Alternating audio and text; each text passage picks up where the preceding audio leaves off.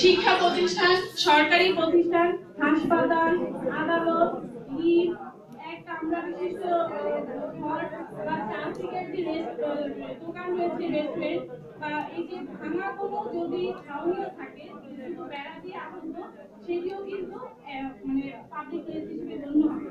এবং পাবলিক পরিবহন বলতে বলা হচ্ছে বাস, ট্রাক, লঞ্চ, এই ট্রাম, এগুলো যেহেতু আইনে আছে এগুলো করা যাবে না, যদি করে সেই ক্ষেত্রে ৩০০ টাকা জরিমানা।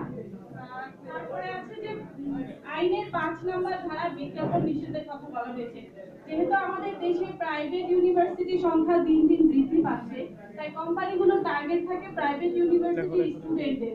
যার কারণে আপনারা একটু লক্ষ্য করলেই দেখবেন যে প্রায় মানে কয়েক স্থান পরপরই একটি করে পয়েন্ট অফ সেল দেওয়া হয়েছে।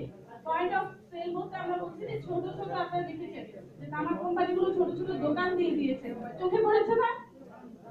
সিটি কলেজ থেকে শঙ্কর পর্যন্ত মোট কয়টি পয়েন্ট অফ সেলের দোকান আছে বলতে পারবেন? আইডিয়া আছে কারো?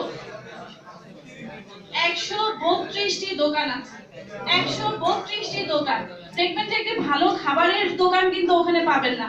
১৩২টি দোকান যেটি আমাকে সাহায্য করবে বা যেটি আমি আমার এলাকায় পৌঁছতে যে কোনো ধরনের সহযোগিতা পাবো, এরকম কিছু